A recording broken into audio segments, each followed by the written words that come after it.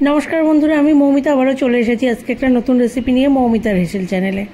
আজকে যে রেসিপিটা করে দেখাচ্ছি এটা একটু অন্য রকমের, কিন্তু খেতে খুব ভালো লাগে। কিন্তু এটা একটা মাছের রেসিপি আর কি। তা এটা কিভাবে বানাচ্ছি আপনারা একটু প্রথম থেকে দেখে নিন। এই রেসিপিটা কিন্তু এমনি খুব সহজ, বানানোর কোনো ঝামেলা নেই। এটা হচ্ছে পুর ভরা ঝিঙে ভাপা। এটা কিন্তু খেতে খুব ভালো লাগে। এই রেসিপিটা বানানোর জন্য প্রথমেই লাগছে ঝিঙেগুলোকে আমি দু ফালি দিয়ে এরকম বড় বড় করে কেটে নিয়েছি। তারপরে এই যে ওপরের যে একটু মোটা খোসাটা থাকে সেটা ছাড়িয়ে নিলাম। নিয়ে এটাকে মাঝখান দিয়ে যে দেখতে পাচ্ছেন আমি যেভাবে কেটে নিচ্ছি এইভাবে একটু কেটে নিতে হবে।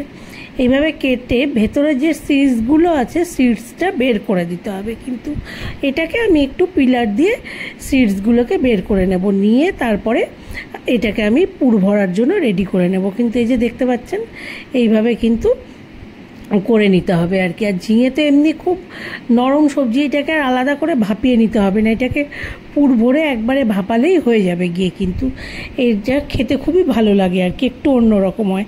একঘেয়ে ঝিঙে তো আমরা ওই ঝিঙে পোস্ত নাহলে কোনো তরকারিতে ঝিঙে এইভাবেই খাই।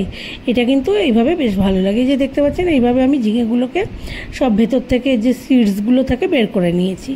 এইবার আমি কড়াইতে দিয়ে দিচ্ছি জল। এই জলের মধ্যে আমি দিয়ে দেবো কাতল মাছের পেটি, যেগুলোকে আমি একটু ভাপিয়ে নেব। নিয়ে কাঁটাগুলোকে ছাড়িয়ে নেব। ভাপানোর জন্য আমি নুন আর অল্প হলুদ দেবো। দিয়ে আমি মাছের পেটিগুলোকে ভাপিয়ে নেব। তারপরে এগুলোকে ভালো করে কাটা ছাড়িয়ে নেব। কিন্তু এই রান্নাটা হয়তো ইনিশিয়ালি দেখলে মনে হবে খুব মানে কঠিন রান্না, একটু একবার এটা একবার ওটা, কিন্তু সেরকম কিন্তু ঝামেলা নেই। স্টেপ বাই স্টেপ করে নিতে পারলে এটার কোনো ঝামেলা নেই। কিন্তু মাছের পেটিগুলোকে আমার ভাপানো হয়ে গেছে, আমি তুলেও নিলাম কথা বলতে বলতে। এবার আমি এগুলোকে কাটা ছাড়িয়ে নেব। আর এদিকে কথা বলতে বলতে কড়াইতে আমি সর্ষের তেলও দিয়ে দিয়েছি। তেলটা গরম হতে থাক, আমি মাছের পেটির কাঁটাগুলোকে ছাড়িয়ে নিতে থাকি। ততক্ষণ মাছের পেটির কাঁটাগুলো ছাড়ানো হয়ে গেলে গিয়ে আমি এটাকে কিন্তু একটা পুর তৈরি করবো আর কি মাছটাকে দিয়ে। সেই জন্য আমি কড়াইতে প্রথমে দিয়ে দিচ্ছি পেঁয়াজ কুচি। আমি একটা বড় সাইজের পেঁয়াজকে কুচিয়ে দিয়ে দিয়েছি। যে দেখতে পাচ্ছেন পেঁয়াজটা একটু হালকা গোল্ডেন ব্রাউন হয়ে গেলে গিয়ে এর মধ্যে আমি দিয়ে দেবো আদা রসুন বাটা আর কাঁচা লঙ্কা বাটা। এই যে আদা রসুন বাটাটা দিয়ে দিলাম, এরপরে দিয়ে দেবো এর মধ্যে কাঁচা লঙ্কা বাটা। দিয়ে এই সব কিছুকে একটু সময় ধরে কষাতে হবে, কিন্তু 4-5 মিনিট ভালো করে কষাতে হবে। কষানো হয়ে গেলে তারপরে এর মধ্যে দিয়ে দেবো পরিমাণ মতো নুন আর হলুদ। দিয়ে আরও কিছুক্ষণ ধরে মাছটাকে দিয়ে কষাতে হবে। কিন্তু এই যে মাছের সেদ্ধ করা মাছটা দিয়ে দিলাম।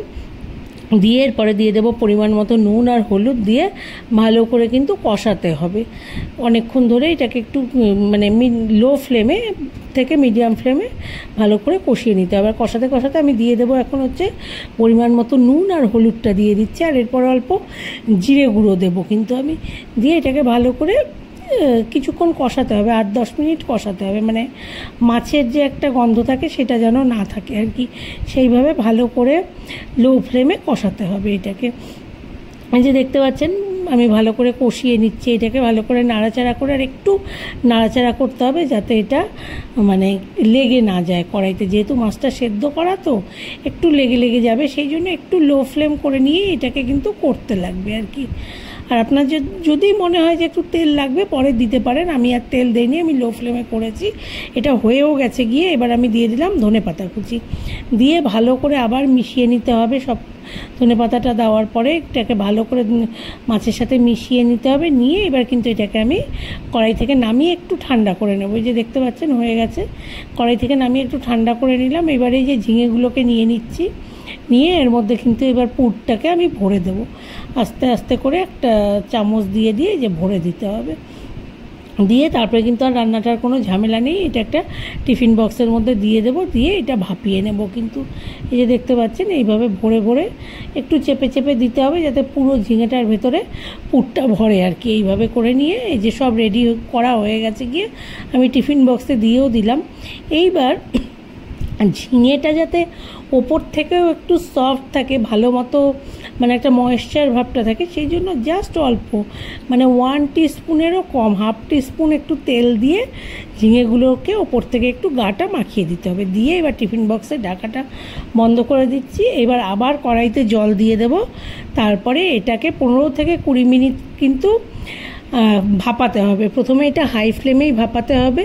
ভালো করে ভাপিয়ে নিয়ে তারপরে গ্যাস অফ করে আরও 10 মিনিট রেখে দিতে হবে। তারপরে এটা আমি টিফিন বক্সের ঢাকাটা খুলবো। এবার এটা তো আর পুরো দেখানোর ব্যাপার নেই, যে দেখতে পাচ্ছেন জল পুরো শুকিয়ে গেছে। এবার আমি গ্যাস অফ করে দিচ্ছি, দিয়ে এটাকে ঢাকা দিয়ে আরও 10 মিনিট রেখে দেবো। এই যে 10 মিনিট রেখে দেওয়ার পরে ঢাকাটা খুললাম, এই যে দেখতে পাচ্ছেন এটা পুরো রেডি হয়ে গেছে। এখন আমি এটাকে সার্ভিং বলে সার্ভ করে দিচ্ছি, কিন্তু সার্ভিং প্লেটে সার্ভ করে দিচ্ছি। তা আপনাদের রেসিপিটা ভালো লাগলে একটু লাইক করবেন, শেয়ার করবেন, কমেন্ট করবেন। আমার চ্যানেলটাকে সবাই প্লিজ একটু সাবস্ক্রাইব করে নেবেন। রেসিপিটা কেমন লাগলো সবাই একটু অবশ্যই জানাবেন। আশা করি আপনাদের ভালো লাগবে। ভালো লাগলে একটু কমেন্ট করবেন। অনেক অনেক ধন্যবাদ। সবাই ভালো থাকবেন।